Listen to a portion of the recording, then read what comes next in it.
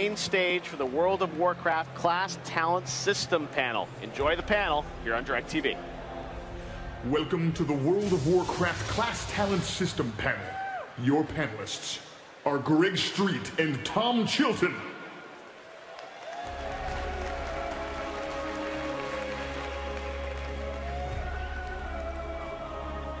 Hello again, Blizzcon. We were just here. Deja vu. Okay, well, as you probably already know, we're here to talk about the talent system, all the new stuff that we've done with it, and to give you guys a sneak peek at what we've done with your class. So let's open this vault of knowledge.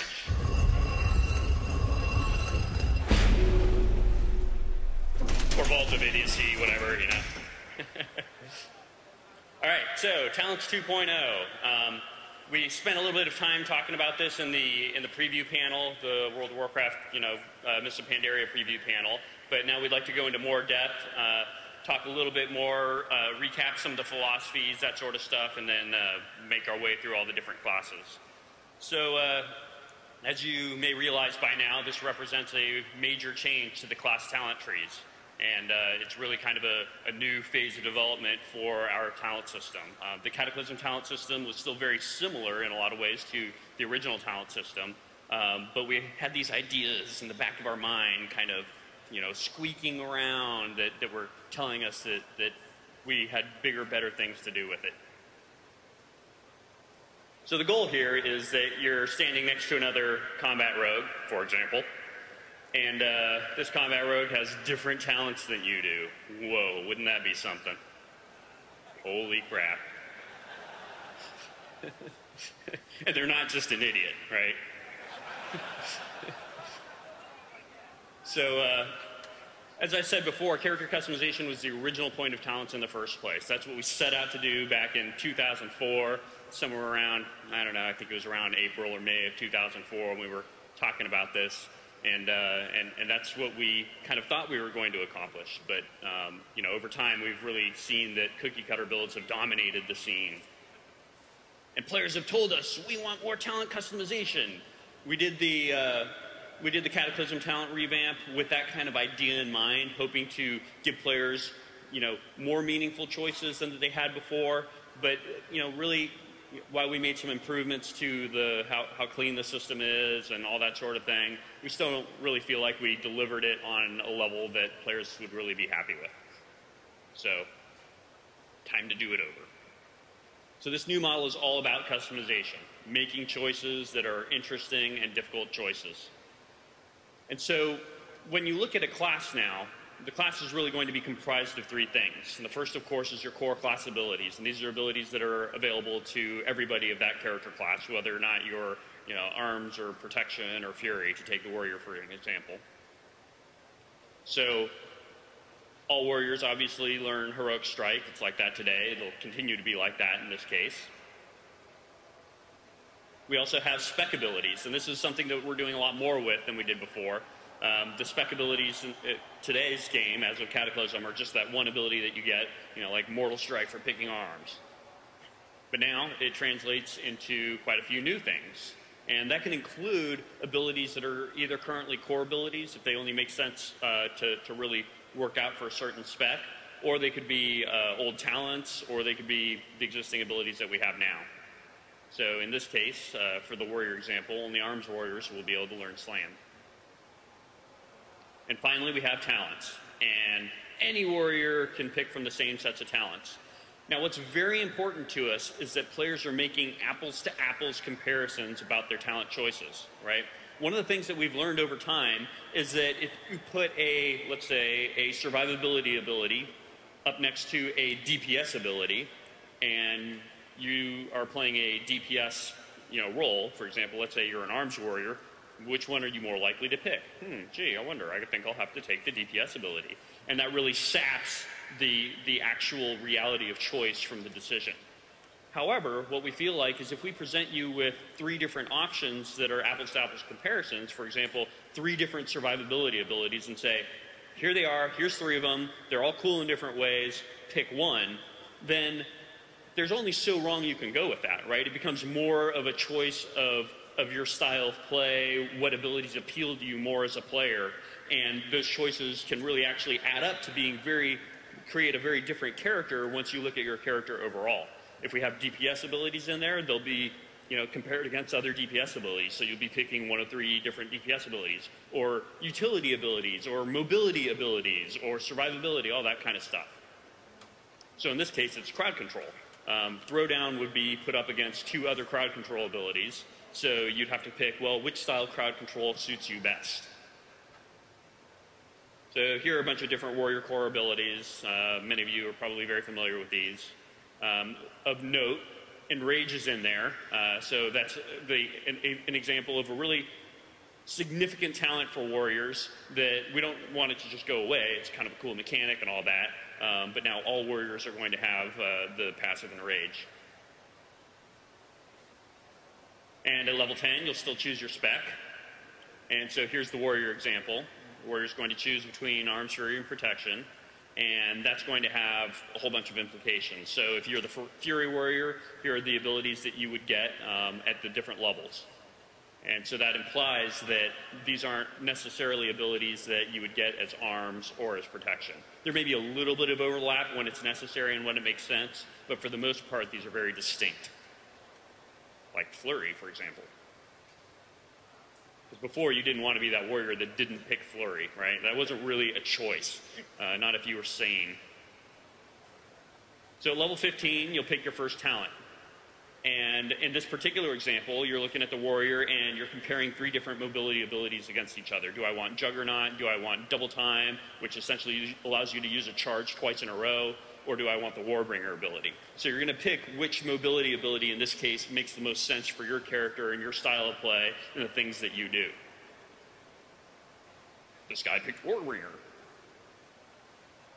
And we'll continue to go through all these different examples with the different character classes in a moment.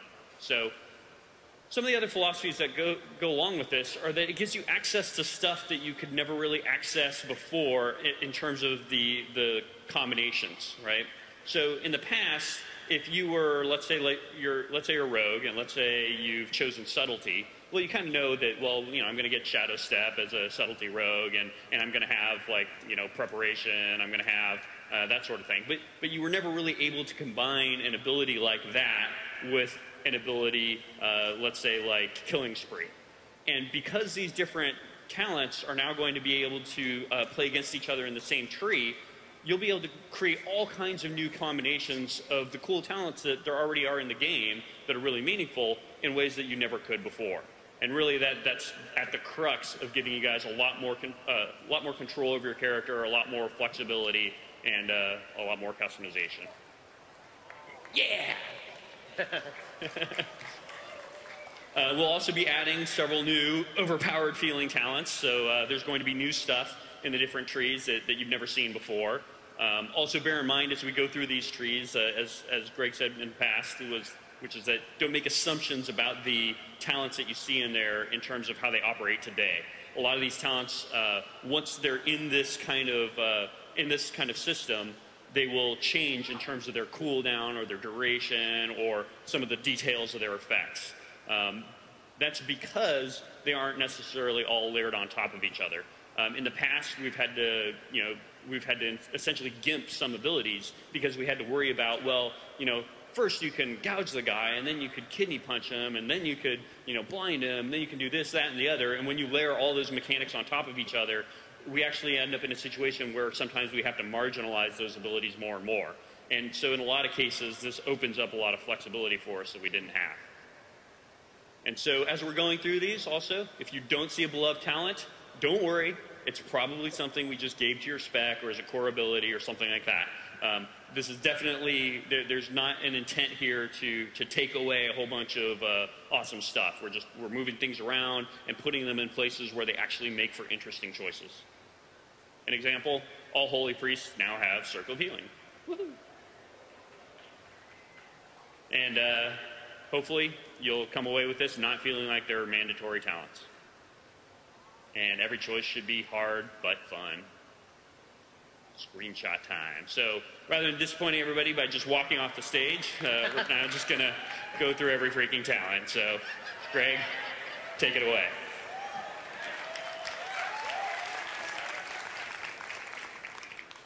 We're going to iterate a lot on these individual talents. Obviously, these are not set in stone. You guys haven't even played them yet. Don't get too obsessed about the numbers or, oh my god, 2-minute cooldown, that's OP. We can get to all that. Try to look at the spirit of the talent, what we're trying to do. We have 10 classes. The monk talent tree wouldn't mean anything to you guys anyway, so we'll skip that one. We still have 10 others. Buckle up. We're going to go in alphabetical order, so if you're a warrior, go get a beer, come back a little later. DK.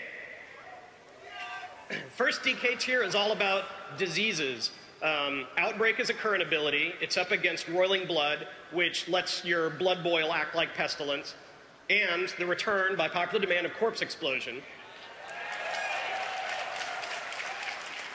The way this works is if a target dies with your diseases on it, you can then target that corpse and blow it up. Next here, we have 3 survivability buttons. You can choose Lichborn, you can choose Anti-Magic Zone, or you can choose Bone Shield. We're hoping that the blood DKs don't just say, oh, I have to have this, because the other 2 can be pretty useful as well.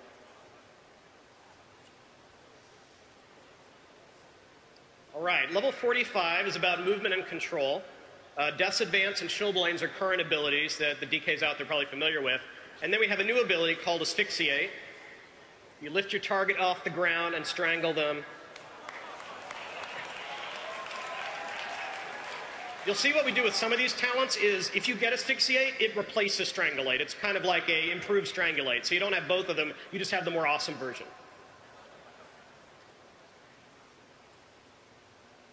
All right, level 60 we have a healing tier. DKs have always been a little bit about self-healing, particularly the tanks. We still have Death Pact and Vampiric Blood in here, and a new ability called Death Siphon, which lets you to suck away a little bit of used shadow damage and heal yourself a little bit based on the damage dealt. Okay, level 75 is a really interesting tier. We introduced the concept of runic empowerment for Cataclysm with the idea of making sure that the rotations didn't feel too, we call it the metronome, when you're like, I know a rune's coming back now a rune's coming back now, and you can get to the point where you're just hitting 1, 2, 3, 4, 1, 2, 3, 4. So we introduced runic empowerment to mix that up a little bit. Some players don't really care for the mechanic. They think it's too RNG. They want a little more control. You can make other criticisms about it. So we thought it was a great candidate to stick here as a talent. If you like it, choose it. If not, you have 2 other choices here. You can take the runic corruption, which just increases the rate you get runes back. Or this is a really modified blood tap where now you can take a depleted rune and turn it into a death rune. And now the final tier, level 90, is all about awesome crowd control. Gorfien's Grasp, probably the easiest way to talk about this is AE Death Grip. Yeah. Remorseless Winter is kind of similar to the Lich King's ability himself. It's kind of a replacement for Hungering Cold. We had trouble balancing Hungering Cold at the end with the instant nature, and we didn't think the cast time really went over very well. So here, you can still do control, but it takes a little while to stack that 5 stacks up and then stuns the target at the end. And then finally, Desecrated Ground here. When you stand within the area, you're also immune to crowd control effects. It's also worth noting that all 3 of these abilities do some amount of damage. You know, again, we want them to be apple-to-apples choices, where if you're picking one of these abilities, you're not going to say, well, I have to pick this one just because it does a trivial amount of damage. Cool so far? Seem good? You with me?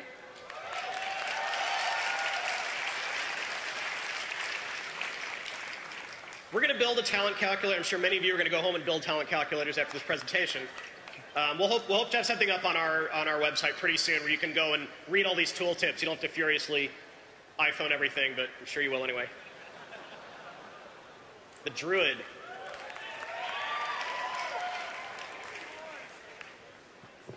So one of the fun things we did with the Druid is we tried to have different tiers based on different themes of being a Druid. Level 15 is all themed about being a cat. Doesn't mean that only the feral cat spec is interested in these. It means that they're just kind of themed that way. Feline Swiftness is the movement ability we have now.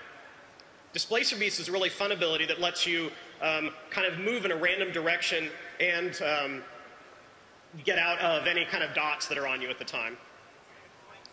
And then Tireless Pursuit is basically a second dash. So if you want to be the really mobile guy getting around the battlefield, you can do Tireless Pursuit. You'll see a lot of the Druid abilities will say something like, this ability activates X. So rather than having to jump to Cat and then hit Displacer Beast, if you're a Moonkin and you hit Displacer Beast, you'll go into Cat as part of that.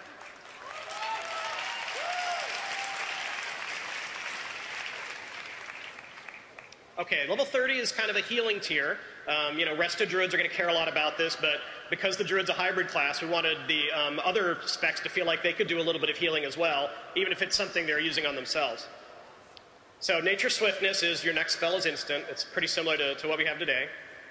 Renewal is a big heal that you can do on yourself. And then Cenarian Ward, you designate a target and put a shield on them, and then they'll get healed when the shield gets broken. Okay, Tier 45 has some crowd control in here. Fairy Swarm is one of those spells that replaces Fairy Fire, but in this case it's also more powerful than Fairy Fire because it does the snare as well. Mass Entanglement's exactly what it sounds like. Root everything. And then we thought it'd be a lot of fun to put Typhoon in here, so if you want to be the bear with Typhoon, here's your chance.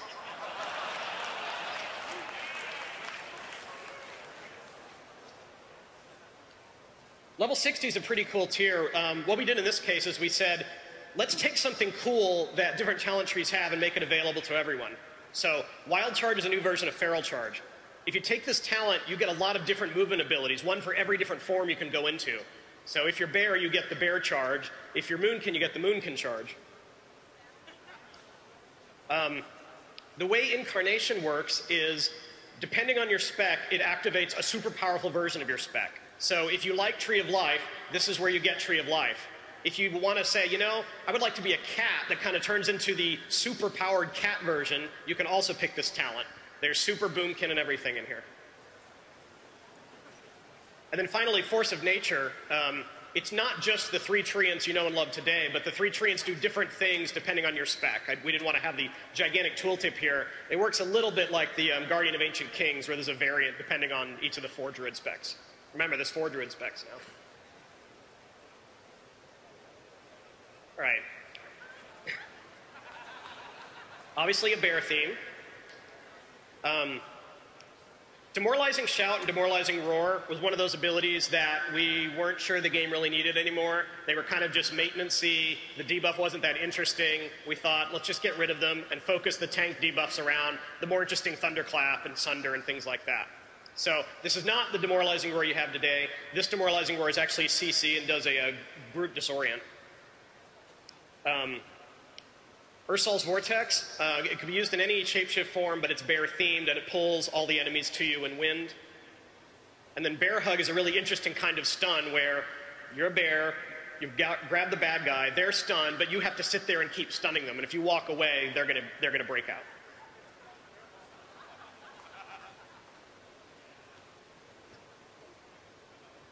All right. Level 90, I mentioned before, we really wanted the kit to remind players the kit of the Druid is you can do lots of different things. That was always what the Druid is originally about. We've moved a little bit away from that by letting players specialize so much into, I'm a cat, all I care about is cat stuff. I'm not going to pay attention to anything else. So level 90, we give you a choice of how you want to be a shapeshifter. There's a lot of different things here. Heart of the Wild feels really powerful. It's the one that says, even though I'm a balanced Druid, I still want to be a fairly good healer. I'm not as good a healer as a Resto Druid, but I'm willing to give up a talent point and be a pretty good healer. Same thing is true of Feral. This Feral, the Feral spec, if you pick Heart of the Wild, gives you the ability to have better armor in bear form and have a little higher intellect, but you're not going to be as powerful as a Druid who picks that spec. So that's Heart of the Wild is more about focusing on that form. Master Shapeshifter has to do with the actual act of shifting itself. So every time you shift, you increase your damage and attack power, which stacks up. So if you shift multiple times, you can build up this buff on yourself. And then Disentanglement, when you shapeshift, it removes roots and does a heal. And there's the full Druid tree.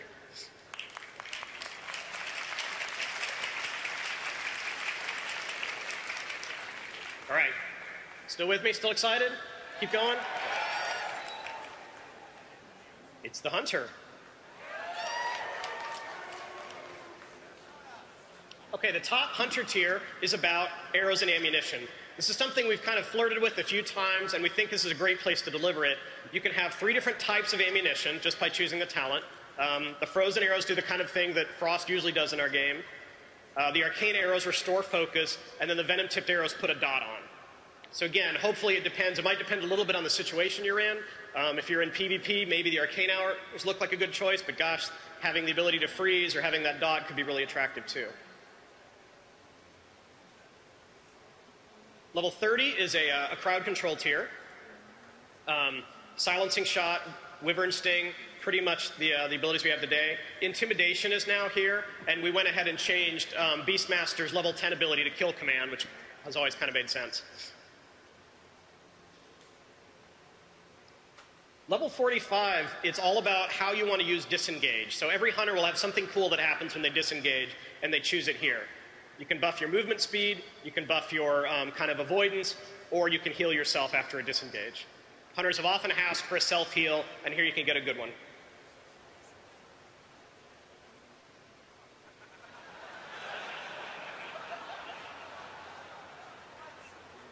Here's one about survivability being slippery or perhaps being a little bit tanky. Crouching Tiger, the existing talent that can improve your disengage and deterrence. Aspect of the Iron Hawk just reduces the damage you take outright. And then this is a more powerful version of the Spirit Bond that lets you and your pet heal as long as your pet's still alive.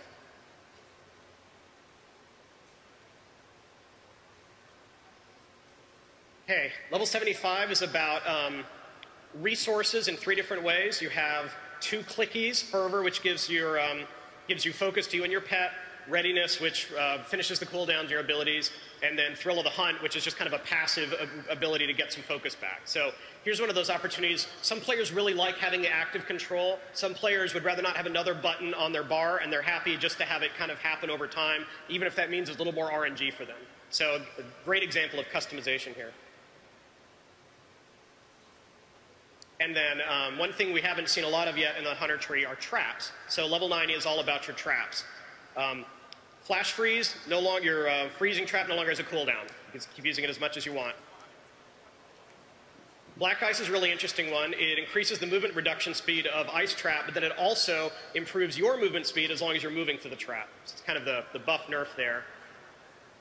And then transmorph trap, you put a toxin on this trap that actually turns the target into a beast.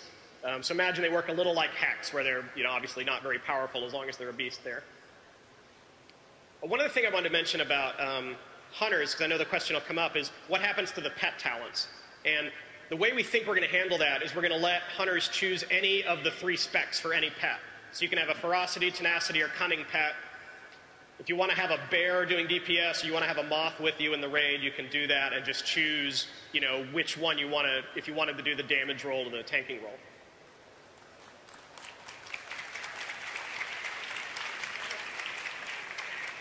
And the whole hunter spread.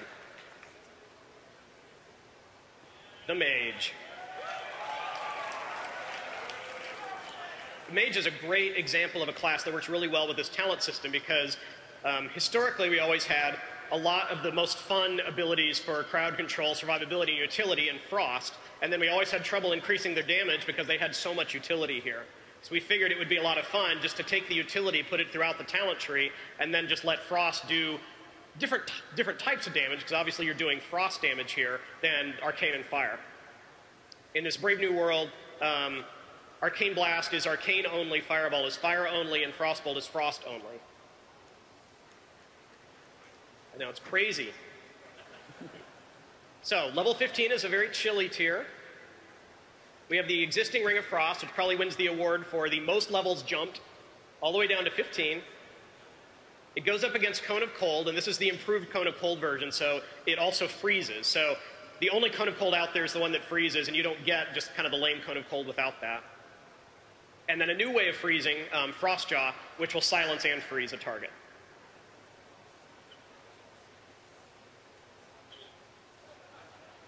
Okay. I was mentioning with the Warlock, we kind of like the the feel of the mage to be like slippery and glass cannony, where we want to try to shift the warlock back to being a little more tanky as a caster. So these are all abilities that kind of help mages survive and get away. Greater invisibility is an upgrade to invisibility. It doesn't, in this case, it doesn't really replace invisibility. It just makes your invisibility more powerful. But the key here is it removes the 2 dots. The existing cauterize that only fire had access to before, and then cold snap, finishing the cooldown on some of your most powerful escape and control mechanisms.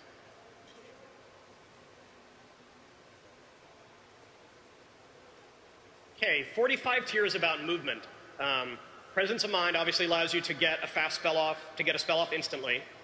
It's up against Scorch. Now, this is the old improved Scorch. So Scorch can always be cast by moving, but you don't have, can always be cast while moving, but you don't have Scorch unless you pick this talent. So if you're in a situation where you feel like you're going to be moving a lot, you can take Scorch here and Scorch as you move around.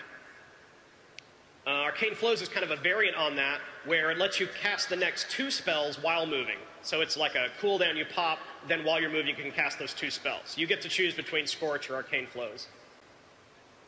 I should mention here, we're going to make sure that Scorch isn't the no-brainer choice for fire mages. We're not going to have to worry about, oh, well, fire mages buff all their fire damage, so of course they're only going to take Scorch. We want these to be attractive to any of the 3 specs. Okay. Level 60 is another kind of escape and control level. We have the mana shield here, but it has Enchantress Absorption baked in, so when the shield is destroyed, it does a knockback. Up against Blazing Speed, which lets you move faster a short period of time, and then Ice Barrier.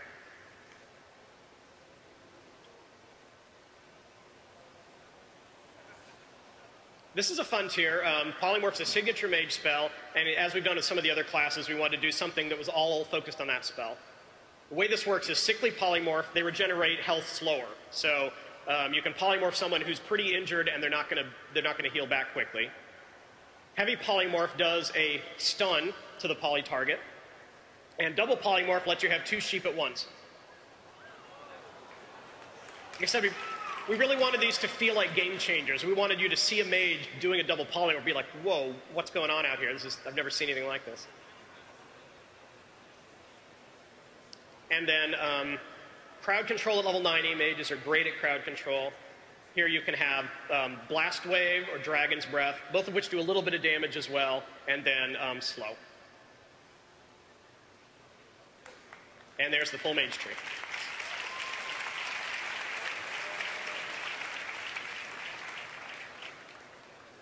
The Paladin.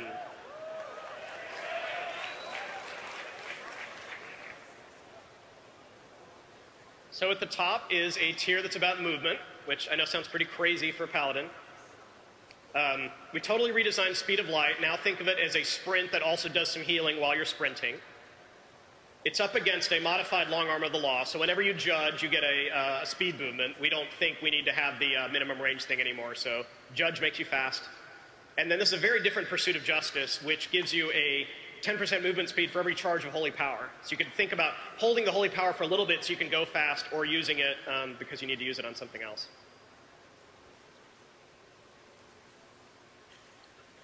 Tier 30 is a crowd control tier. Fist of Justice replaces Hammer of Justice, but it's a very short cooldown, so you can just go around being the stunned in here. We wanted to make Repentance available to any Paladin. But we wanted to make it a really hard choice because we put a much improved Seal of Justice that does a really legit snare.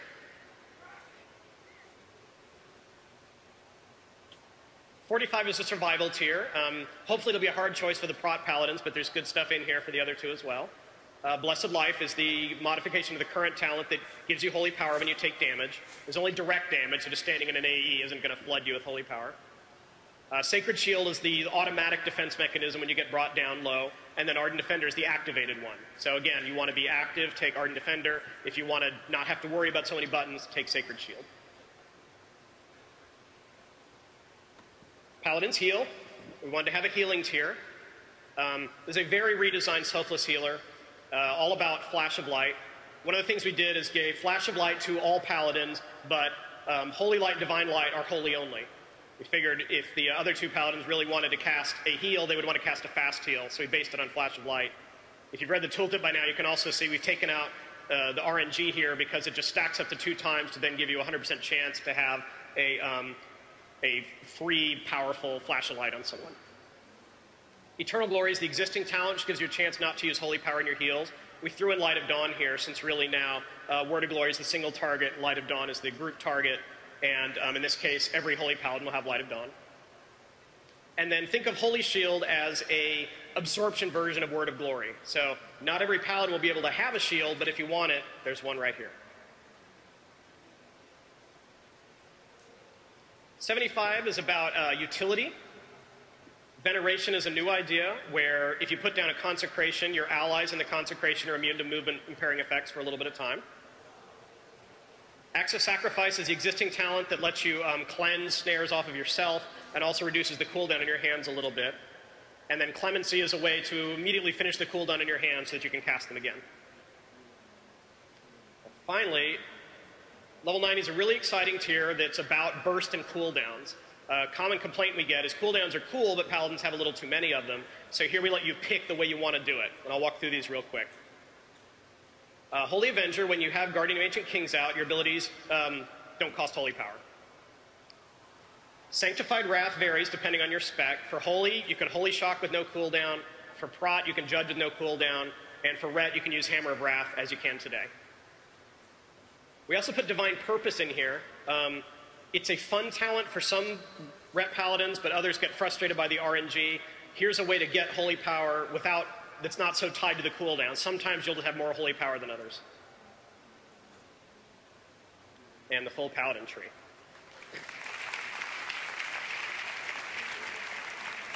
Everyone still here? We're getting there. We're in the home stretch. Stay with me. It's the Priest. Priest is a challenge because we have 2 healing specs and 1 damage spec, and we really wanted to make sure that the choices were there. We didn't want to just have, hey, here's 2 healing choices, and then here's the thing that Shadow chooses. So these are some pretty creative talents. Really excited about these.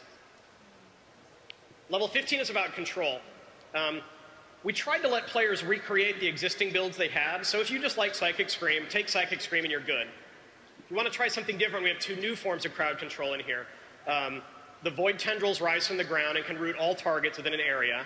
And the Siphene is kind of an interesting idea where a little Siphene comes out and will Psychic Scream repeatedly on different targets.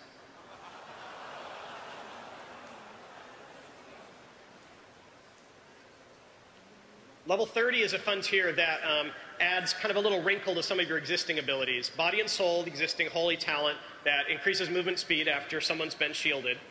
Path of the Devout increases your movement speed when you levitate, which, face it, can be quite often.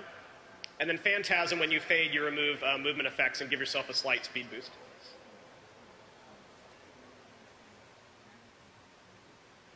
Level 45 is about damage and healing. Again, we didn't want to just be, okay, Shadow always has to take this one, so we wanted to have choices in here.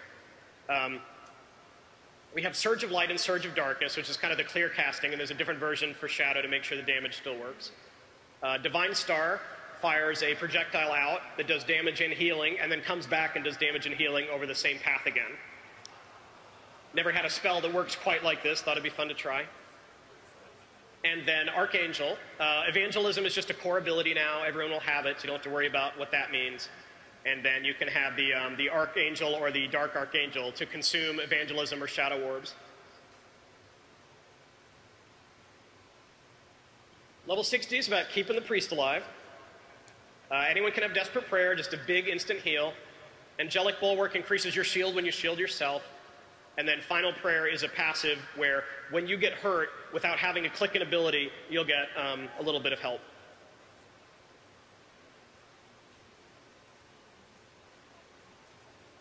Level 75 is about power. Twist and Fate, it's a very powerful talent, totally passive, but increases damage and healing on targets that are wounded. Existing Power Infusion from Disc, now available to everyone. And we merged Serendipity and Mind Melt into one talent choice here that lets you reduce the mana cost and stack the ability, whether it's the heal for Serendipity or the Mind Spike for Shadow. 3 crazy new abilities at level 90.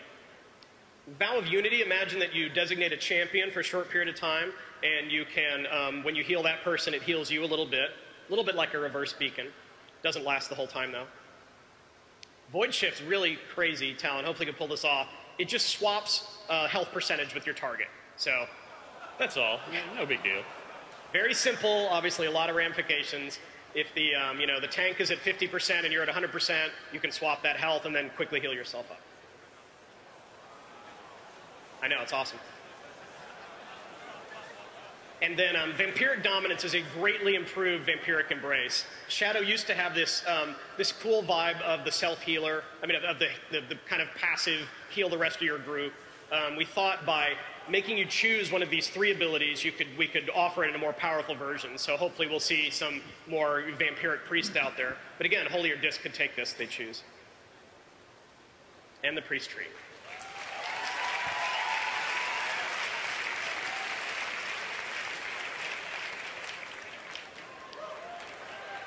Rogues. Like the Mage, the Rogue really benefits from this new model because a lot of the cool stuff, which tended to be in subtlety, is now spread out. You should read these tooltips. These are pretty powerful talents all tied into stealth. You can move fast. Your stealth doesn't break for 3 seconds, which has a lot of ramifications if you're a rogue. And Shadow Focus, which is while you're stealth, your abilities are free. Obviously, you can't take both of those together or you would be broken. And that's kind of what we really like about the talent system.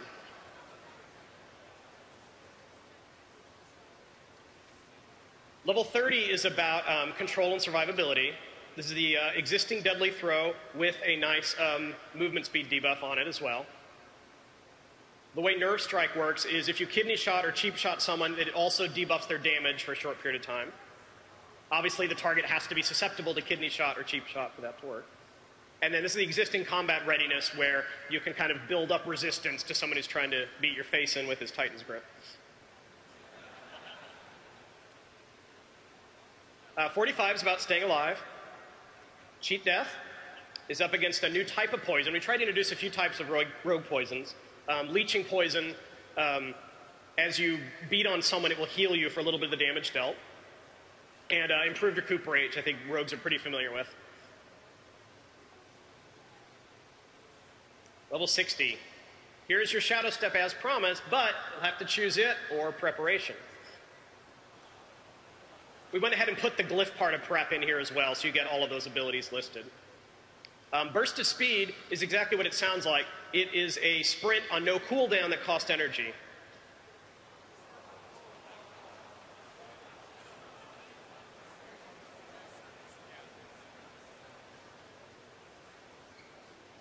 Okay, level 75, we have Deadly Brew. Whenever you use Wound or Mind Numbing, you also get crippling on the target. Paralytic Poison will let you paralyze someone. You have to hit them a few times before you get enough stacks to actually paralyze them. And then Dirty Tricks lets you, your Gouge and Blind won't break from damage from poisons and bleeds. You can try to debuff someone a little bit, and then gouge or blind them, and they'll continue to take damage. And then, let's see what we did here. You can have any ability you want from any of the bottom of the talent trees as rogues. Shadow Dance is pretty much the existing Shadow Dance, but Killing Spree and Vendetta are fairly different, so let me talk about those. This new Killing Spree, the way it works is you can press the button multiple times, and every time gives you a teleport. We hope this is a little less disorienting than the current kind of bounce all over. You push it once, you blink. You push it another time, you'll go somewhere else. And you can do it as many times as you feel like it within the 5-second window. Vendetta, the real key here is that bottom part about Vengeful Strike. Once you have a Vendetta target, you can use your Vengeful Strike ability. This is the ability that comes with Vendetta. And you'll notice the big key there is that little bit about 30-yard range. Pretty nice for rogues who have problems with target switching or movement or just want to be a ranged class for a short period of time. There's the rogue.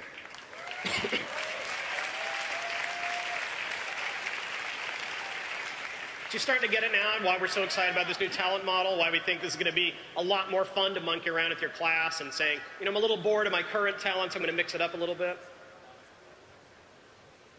Shaman. So Frozen Power is the existing Frost Shock roots. One of the nice things about this new talent model, too, is we can get rid of, currently we have a lot of these little junky bits at the beginning of talents that say, oh, it also does this other thing because you probably don't have Frost Shock yet because it's a higher level spell. We can get rid of all of that and just kind of simplify and clean up the talents. Earth Grab Totem I mentioned before. It's a big AE root totem. And Repulsion Totem, which keeps targets from getting close to you.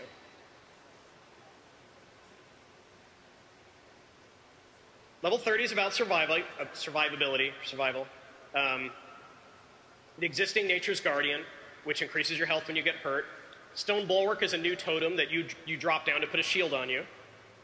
Remember, there's no buff totems anymore, so you can choose which Earth Totem you want to have out here. And then Astral Shift will actually, like, take you into another phase so that you take less damage while you're there.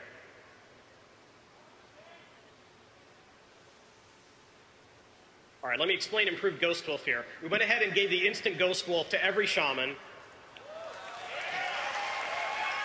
And then flipped it around, so if you want the Freedom Wolf, you take the talent along with the instant wolf.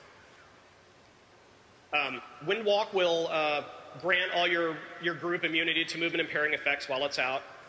And then the Tranquil Mind Totem is kind of the same effect as Aura Mastery. In this case, rather than reducing pushback, it makes you immune to interruption and silence while it's up. Level 60 is a healing tier. We have a new Healing Tide Totem, which kind of imagine a little tranquility for the shaman. Ancestral Guidance has a chance of copying a heal to another target. Or when you deal damage or heal, you can get a heal on another target. And then Fortifying Waters offers a little bit of damage reduction for Healing Ring.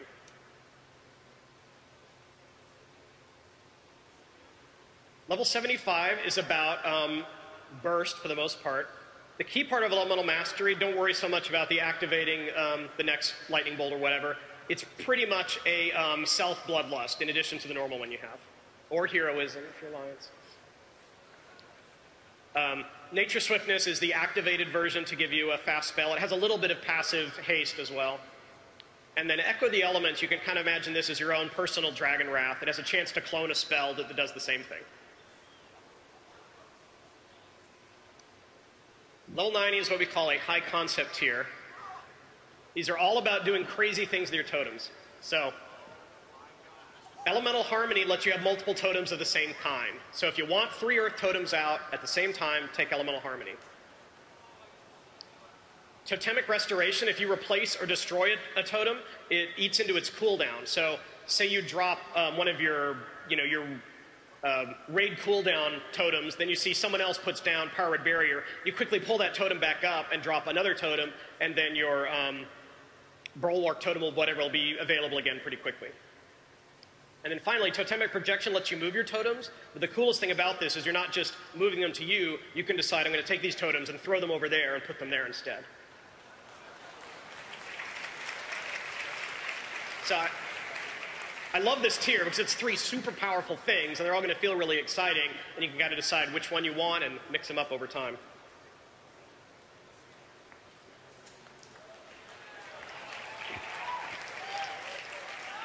Warlocks. You're going to see a lot of healing and a lot of survivability in here, because we really want to emphasize that as kind of pushing the Mage and Warlock a little farther apart in the design space. So we'll start right off with some different ways to get health. Dark Regeneration, just click to get some of your health back. It takes a little bit of time to build up here, so it's not just an instant burst of healing. Soul Leech just lets your Shadow Bolt, Incinerate, and Malefic Grasp, we're probably saying, what is that? Heal you. And then Harvest of Life drains life from the target and other targets in the area. Now, something I want to point out here is in the blue text, we have Empowered Channel. This is a cool thing we're trying with a lot of the Warlock channels, where if you cast the channel again before it's finished, it increases the duration. So rather than sitting there and channeling the whole time, you channel, channel, channel, channel, and now you have a nice long duration spell. It feels pretty cool.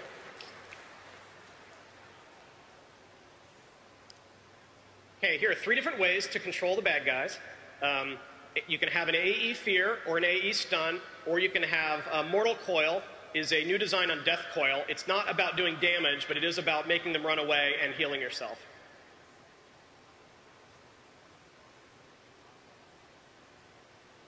.45 is about survivability. Hour of Twilight returns some health back when you get hurt. It's a passive, unlike the previous regeneration one. Soul Link shares damage with your pet while it's up with your demon, but the demon has to be alive. And then Sacrificial Pact is the kind of the existing Voidwalker ability. Your pet sacrifices itself, but also makes you immune to damage for a short period of time. Level 60 has 3 ways to heal yourself or avoid damage. Bloodstone's an instant heal. Spell Drain you cast on yourself, and then the next single target spell to come at you heals you for half the damage it would have dealt instead. And the Nether Ward, transform your Twilight Ward. What Twilight Ward is we just combine a Holy Shadow Ward into one. So you have your ward up, and then if you have Nether Ward, it replaces your Twilight Ward and makes you, reduces damage to that school that you get hit by for 12 seconds. The really cool stuff is in the next 2 tiers. 75 is about your pet, and you can do 3 crazy things here. The Grimoire of Supremacy basically replaces your demon with a more powerful demon. This is permanent and passive, so if you take this, you can have a Shivan or an Abyssal as your pet instead of the current run-of-the-mill Warlock pets. All of these are more powerful. They have slightly more powerful versions of their current abilities. The Grimoire of Service is a 30-second cooldown that lets you have 2 pets out at the same time. And then Grimoire of Sacrifice, this is something else we've heard a lot, is we never really liked the idea of the Destro Lock who just gets rid of their imp and then just doesn't have a pet the rest of the time. But players would tell us, I really like that mechanic. Is there any way of bringing it back? So we thought if the pet wasn't gone permanently, that could be a cool thing. We really like to feel that, like, the hunter cares about his bear or his rabbit, his bear or his tiger. You can make rabbits tameable pets, whatever. But the Warlock doesn't really care about the demon. The demon's just kind of a tool for the Warlock, and if it makes sense to kill the demon in order to burst your DPS for a little bit of time, the Warlock will probably take that trade. And then level 90 is themed about demons, not your demons, but some really powerful demons from Warcraft lore. All of these do some pretty crazy things. Archimon lets you curse an enemy, which will also take damage you do to that enemy. Kil'jaeden's Cunning lets you cast while moving, straight up. It doubles the cast time or the period of the spell you're casting while you're moving. And then Illidan's Guile lets you do a little bit of splash damage to other enemies in the area with your 3 main nukes there.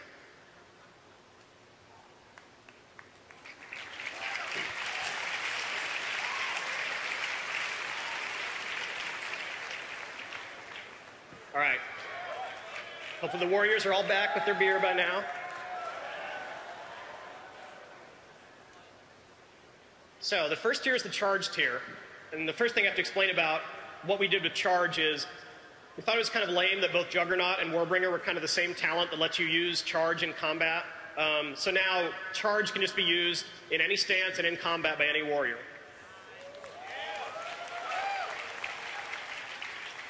So you choose Juggernaut if you want to charge a lot. It just has a lower cooldown on the charge. Double Time lets you charge twice in a row before it infers the cooldown. So you can charge once and then charge again if you missed your target or you changed your mind. And then Warbringer puts a 5-second root at the end of your charge.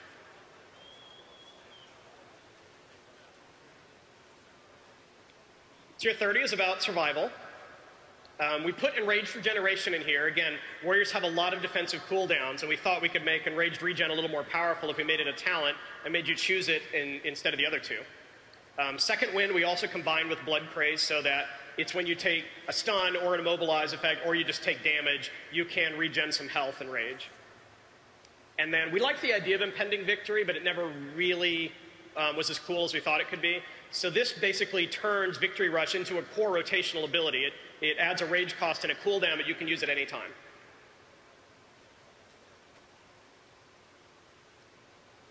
Level 45 is the crowd control tier. You can have Throwdown, which is your basic stun. You can have Piercing Howl, which is the big AE snare. Or Cripple, think about your auto attack hits, and your Ren Ticks is basically applying Hamstring without you having to do it. I know, but you can only pick one. What are you going to do? Level 60 is about silencing those annoying casters. This is the existing gag order where you're pummel and heroic throw will silence. Root Interruption is a fun talent. It is a DPS increase, but it's so minimal and situational that we're not too worried about every warrior out there taking it. Who knows, the Shaman will probably interrupt before you get to it anyway. And then Disrupting Shout's a new idea. It's an AE interrupt. It's not something we've ever done before, so you can interrupt a whole group at once with this shout.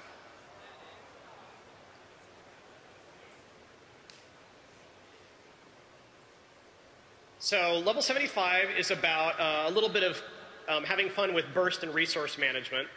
Deadly Calm we decided to make just focused on the Heroic Strike and Cleaves. That's pretty much what they're the most useful for. So it just gives you 3 free Heroic Strike or Cleaves. Death Wish enrages you, which is important for warriors. They do more damage. They let Fury warriors use Raging Blow. And then it also increases your rage generation during that time. And then Bull Rush is a new idea. Whenever you charge or intervene, it enrages you. So you have another way to get enraged on demand. Maybe you'll see those warriors moving around the battlefield. You can think of fun things to do by getting this and then looking at one of those charge talents on the first tier. And last, and certainly not least, let's let you absorb that for a minute. We just took Shockwave and Blade Storm and made them available to any warrior. And then we knew we needed something really powerful to compete with that. So we went back and looked at Warcraft 3 and we said, hey, that avatar sounds like a really fun ability to give to warriors. In this case, it's not themed just as a defensive cooldown, but increases your damage dealt, gives you excess rage, and makes you immune to movement impairing effects. And one of the things I really like about this tier is if you look at it with Warcraft 3 in mind, here you can see the Blade Master, the Tauren Chieftain, and the Mountain King all here together. You decide which one you want to be.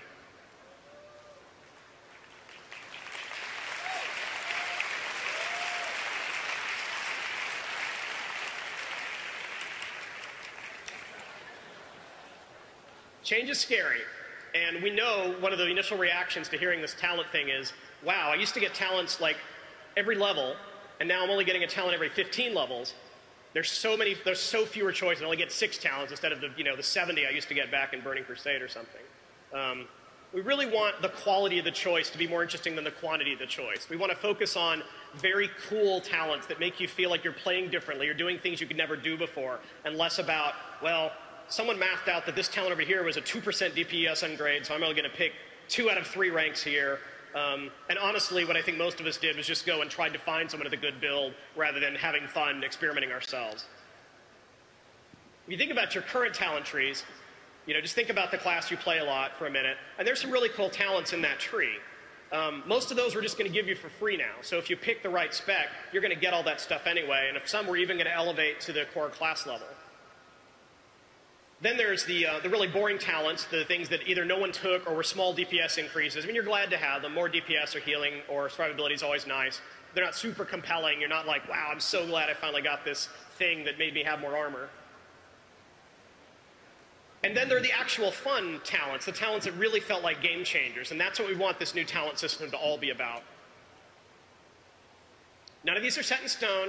I'd be surprised if this is what the talent trees look like by the time we ship, but you can definitely see the kind of philosophy, the kind of ideas we're going for. We're going to be super excited to get a lot of feedback. I'm sure it's going to start coming the second we step off the stage here, find out about what's overpowered, what's a terrible idea, what we're going to do to ruin the game with a crazy druid ability or something. There's plenty of time to ask questions. We have 2 Q&As tomorrow that'll be appropriate. We're going to do a class item and professions QA. And then there'll be a QA with the WoW leads following that. And then I'm going to tell you about an online developer Q&A that we're going to do October 27th, where you guys can write in questions that the class designers can try to answer as a group about what are we trying to do with this ability, or hey, this tier isn't as interesting as I thought it could be. Thank you very much. Hope you guys are excited as we are.